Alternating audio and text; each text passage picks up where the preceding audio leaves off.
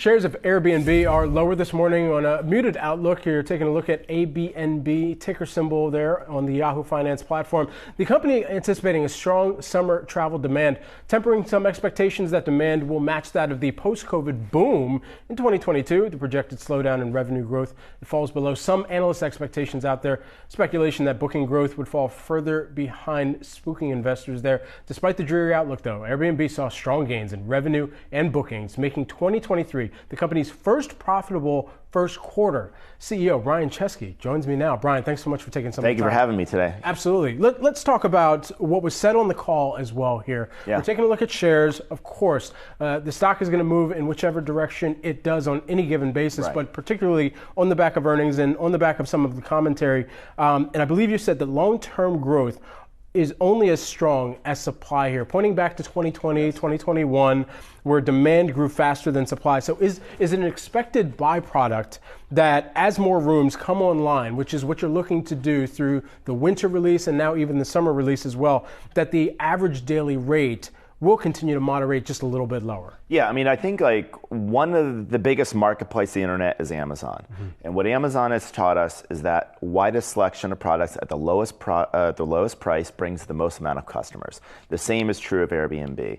We had incredible demand in 2020, 2021, but a lot of new people didn't put their homes in Airbnb. They were a little apprehensive listing their homes and having strangers in their house during a pandemic. And so demand increased faster than supply. Obviously, prices went up. That actually was really good for the financial statement. But what we're really focused on now is making sure supply is growing. Supply is growing 18% year over year. We've had sequential accelerated growth in supply. And as we do that, prices will stay modulated. Mm-hmm. And what we've heard from hotels is that they're expecting prices to go up this summer. So if we can stay the most affordable option in travel, we'll continue to drive a lot of demand. Yeah, certainly. And so when we think about some of the outsized factors that you and the management team that were steering the Airbnb performance during the quarter, what would you point to? Because, I mean, this was still the first profitable first quarter for the company. Well, I mean, like revenue was up 20%. XFX, it was 24%. Okay. We have now done, I mean, maybe the thing I'd really point to is free cash flow.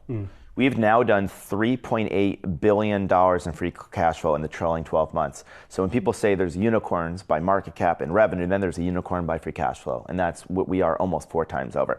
So I think the company's incredibly efficient, and we can use that cash to be able to be more aggressive in the coming years to look at things like international expansion, things like that. So we're feeling really, really strong. Is the generation of that free cash flow sustainable from what you're seeing right now in the operations of the business? Yeah, absolutely. We said, what we said in our outlook is even though there's going to be some changes in timing for Q2, mostly because of Omicron, we are still expecting the same guide for EBITDA for the year, and we're still feeling very strong. Let's talk about the revenue guide as well. That was something that investors paid close attention to. They got some questions on the call as well. And $2.35 billion to $2.45 billion is what you're guiding for in the second quarter. You look out further than that this year. What are some of the dynamics at play that are really driving the revenue forecasts here? I think affordability is probably the number one thing. Mm-hmm. I mean, like a year ago, if I came here, I would have told you the number one thing is flexibility. People were now more flexible. They could travel anywhere, and that's why we launched Airbnb categories. Over the last year, with inflation, people have less money to spend on travel than they did a year ago. And now, rising fuel costs mean that it's even harder and more expensive to fly. And so we're seeing that people are much more price conscious. That is a big focus on us. And we have been seeing a little pressure in North America, especially. So really trying to make sure that average daily rates don't continue to go up, perhaps even go down, by making sure we have enough supply, we have enough discounting tools, we show upfront pricings, which steers people the best total value. These are like really important things. What we've heard over the course of this earnings season too from CEOs and CFOs as well is how they're looking into their crystal ball, trying to forecast a recession, what that impact might look like on their business. From what we heard from some of the bank CEOs, it's Q3 2023 is what they're pointing towards here. For the services sector, it's been different, especially within travel, because there's been this counter-cyclical recovery. Does anything about the services spending in travel among the consumers signal to you Q3 recession?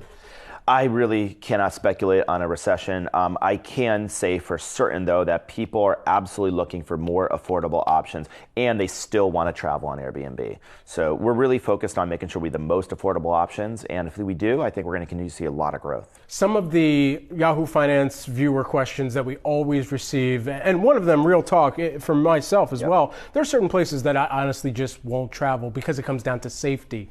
What mechanisms have you been able to put in place to make sure that the platform, the experience for both the host and the people that are traveling there is more safe at the end of the day? And say, what's part of safety in particular?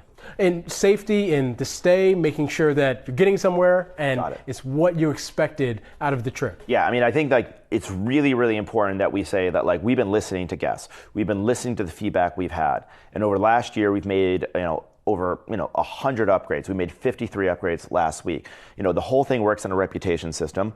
We now have reservation screening for hosts. We have 24/7 customer support, and we now have 2-minute support that we talked about last week. So if you have an issue, you can call us. Our team is staffed to be able to help you in 2 minutes or less.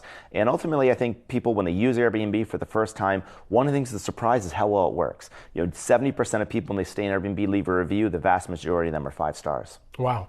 Wouldn't we think about, and when you mentioned what we discussed last week, what does success look like in terms of some of the key performance indicators that you would track on the back of the summer 2023 release as well? I think that success is going to look like people feeling like Airbnb is a better value, and Airbnb's experience is more consistent, and people feel like we heard them, we listened, and the product is getting better and better.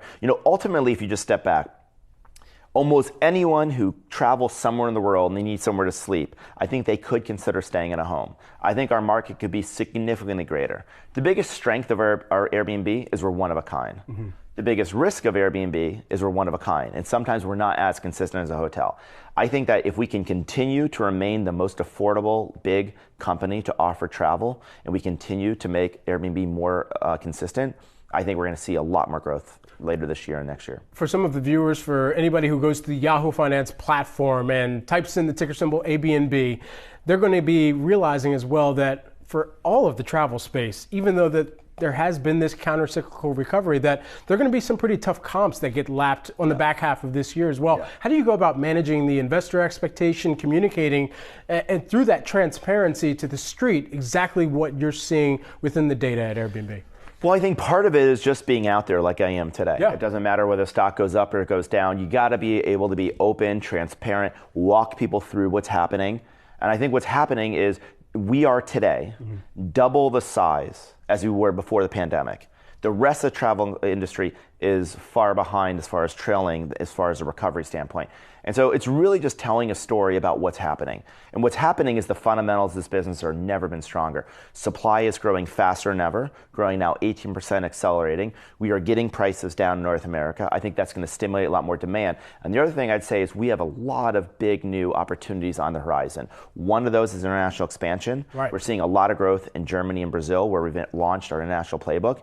We're going to be expanding out to other geographies around the world. And then we have some pretty exciting new products and services that we're going to be launching next year and beyond. Okay, 2 questions. One on that international expansion first. Relative to the existing either accommodations or hotel framework that many people had in some of those international entities, where are you seeing those travelers taking price on Airbnb as compared to some of those legacy companies in the accommodations landscape? Yeah, so I think that we're seeing a number of changes happening in the economy right now within travel. I think that a lot of people are starting to travel more cross-border again. They're looking for more affordable options. You've noticed the last 3 years, there's not been a lot of cross-border travel. There hasn't been as much urban travel. City centers haven't been fully reopened. People haven't felt comfortable. This year, this summer, I think we're going to start to see people taking a lot more big trips, traveling internationally. And as they're traveling internationally, they're going to want to save money. And as you know, an international trip is more expensive because of the cost of an international flight. And so if you have a long international flight that's expensive, you want to save on accommodations. That is part of the reason why we think Airbnb Rooms, which is an all-new take on the original Airbnb private room, is a big option because it's the average price per night is $67. I think a lot of people are also realizing as long as they can pay for the flight, traveling to other countries is typically a lot cheaper. For example, you can stay in Asia for a fraction of the cost per night in the average accommodation as North America. but you got to obviously get there. So as long as we can provide affordable options from accommodations, it could spur a lot more international travel. We got to wrap. You're a busy guy. You got a lot of travels that you do as well. What keeps you up at night as the CEO of Airbnb? I think what keeps me up at night is, we seize every opportunity in front of us. And I think right now, we have a once-in-a-generation opportunity with this revolution around AI. I think there's an opportunity for us to completely reimagine this platform and unlock the next decade of growth for Airbnb, and I don't want to miss it. If I was, running a tech company in the mid-90s, it would have been the internet, and, the stock price going up or down, or like this thing happening, you wouldn't remember any of that 25 years later, but you would have remembered being at that period of time part of a technological revolution. You would have asked yourself, did we seize the moment? And that's what I'm focused on. Well, I certainly do hope that you're still getting some good rest at the end of the day, too. CEO of Airbnb, Brian Chesky. Brian, thanks so much for taking the time. Thank you for having me today.